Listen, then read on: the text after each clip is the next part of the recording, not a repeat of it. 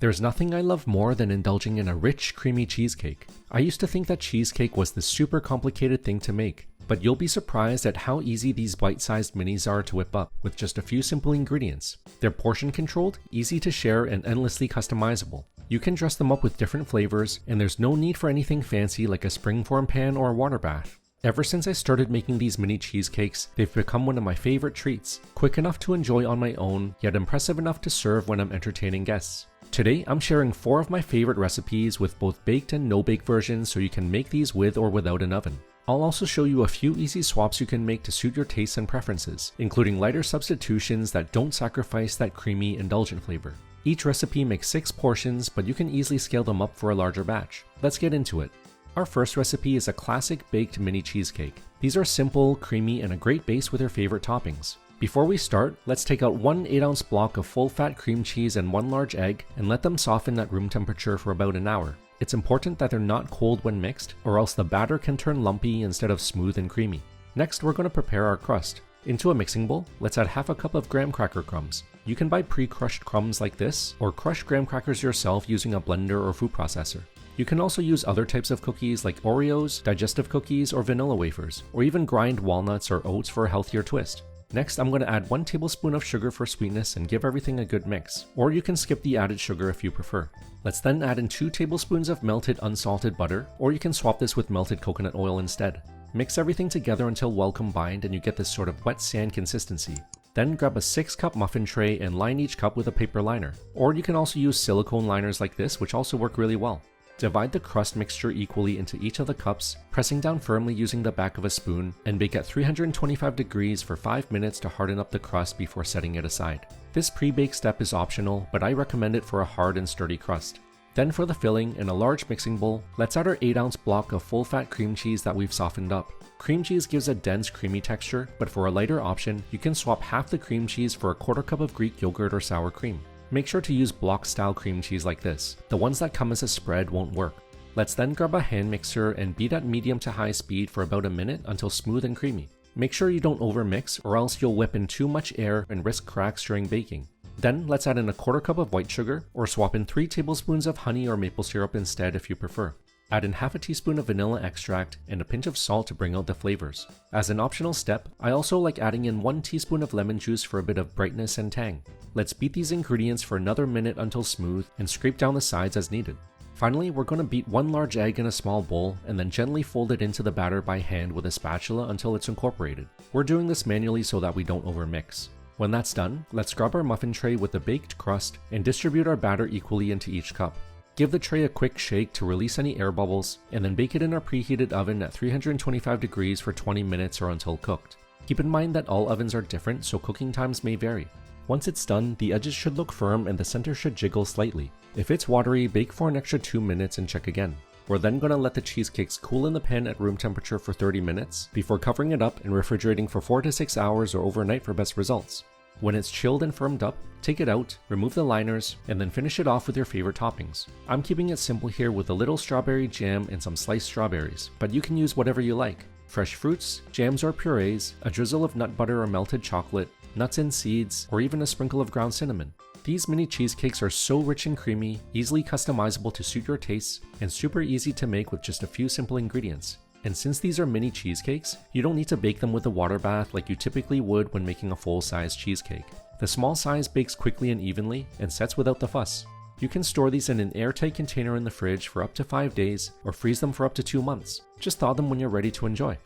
Do you ever save a recipe you want to try and then completely forget where you put it? Between old cookbooks, bookmarks, and screenshots on my phone, it can get overwhelming fast. That's why I've been using this app called Resimi. It's made organizing recipes so much easier because everything lives in one place. Say I find something I like on social media or a food blog. I just hit share, select Resimi, and in seconds the full recipe is saved on the app with ingredients and directions. And get this, you can even add recipes from your physical cookbooks, so you can digitize all of those pages too. Just snap a photo of the recipe page and it'll import and save the instructions right into the app so I can open it on my phone, iPad, or computer. It allows me to organize everything into categories, make edits, and even create a grocery list for me just in one tap. It also calculates nutrition per serving, and I can drag recipes into a meal planner to map out my week. Cooking feels way less stressful now that all my favorite recipes, even from old cookbooks, are saved in one organized spot. You can try it yourself by using the link in my video description below. Big thanks to Resemi for sponsoring this video. Now let's get back to the recipes. Next up are these delicious baked mini chocolate cheesecakes. They're rich, decadent, and topped with a silky, smooth ganache. For the crust, we're going to take roughly 8 Oreo cookies, remove the cream so you get 16 halves, and crush them using a food processor until we get about half a cup of fine crumbs. Or you can use graham cracker crumbs if you like. Let's add this to a mixing bowl along with 2 tablespoons of melted unsalted butter. Give this a good mix until well combined, and then divide it into a muffin tray with 6 liners, making sure to press down firmly. Bake this for 5 minutes at 325 degrees to harden up, and then set it aside. Then for the filling, we're going to beat 1 8-ounce block of full-fat cream cheese for about a minute until smooth. Again, make sure it's been softened at room temperature first, and scrape down the sides as needed. For a lighter option, feel free to swap half the cream cheese with a quarter cup of Greek yogurt or sour cream. Next, add a quarter cup of sugar or 3 tablespoons of honey or maple syrup, plus 2 tablespoons of unsweetened cocoa powder, half a teaspoon of vanilla extract, and a pinch of salt. For an extra rich chocolatey flavor, mix in 3 tablespoons of melted chocolate. I recommend using a good baking bar like this since it melts smoother than chocolate chips, but chips will work in a pinch. Blend everything together with a hand mixer until smooth and creamy for about a minute, scraping down the sides as needed. Once that's done, add in 1 beaten egg and gently fold it into the batter by hand using a spatula until smooth. Let's then take our muffin tray and distribute the batter evenly into the cups with the baked crust. Give the tray a quick shake to release any air bubbles, and then bake it in our preheated oven at 325 degrees for 20 minutes or until cooked. Let the cheesecakes cool in the pan for 30 minutes and then chill them in the fridge for at least 4 to 6 hours or overnight if you can. In the meantime, let's make our ganache. Add half a cup of chopped chocolate into a bowl. Then we're going to heat up a quarter cup of heavy cream in the microwave for 30 to 40 seconds, just until hot but not boiling. Let's pour the hot cream over the chocolate and let it sit for 3 minutes to soften up.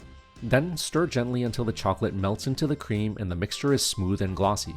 Let this cool at room temperature for about an hour or chill in the fridge for 15 to 20 minutes, stirring occasionally until thick and creamy. The ganache is now ready to use on our cheesecakes, or for a lighter whipped texture, you can beat it with a hand mixer for 1 to 2 minutes until the color lightens and it turns fluffy and mousse-like. Once the cheesecakes are done chilling, take them out and remove the liners. They should now be firmed up and ready to eat. We can then top it off with our ganache by piping or spreading it on, along with some dark chocolate shavings as a garnish if you'd like. And that's it. These mini chocolate cheesecakes are everything you want in a dessert. Creamy, decadent, and full of rich chocolate flavor. I love topping these with a velvety smooth ganache, but you can keep it as simple as a drizzle of melted chocolate or peanut butter, some berries, or even a sprinkle of coconut flakes. If you're a chocolate lover like I am, you're gonna love this cheesecake.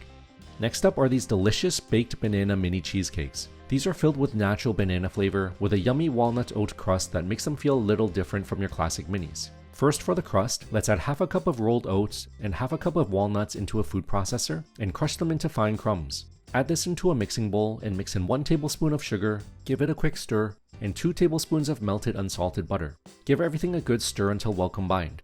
Let's then grab a 6-cup muffin tray with liners and divide the crust mixture evenly into each cup. Press it down firmly with the back of a spoon and bake at 325 degrees for 6 to 7 minutes and then set it aside. For the filling, into a mixing bowl, we're going to add 6 ounces or 3/4 of an 8-ounce block of full-fat cream cheese. Beat it with a hand mixer on medium-high speed for about a minute until smooth. Again, make sure it's been softened at room temperature first before mixing. Then we're going to need half of a ripened large banana that's spotted or browned and mash it with a fork until we get about a quarter cup or 50 grams of mashed banana. Let's add this to our cream cheese, along with 3 tablespoons of sugar or 2 tablespoons of honey or maple syrup, half a teaspoon of vanilla extract, 1 tablespoon of sour cream or Greek yogurt for a bit of tang, and a quarter teaspoon of ground cinnamon for a boost of flavor.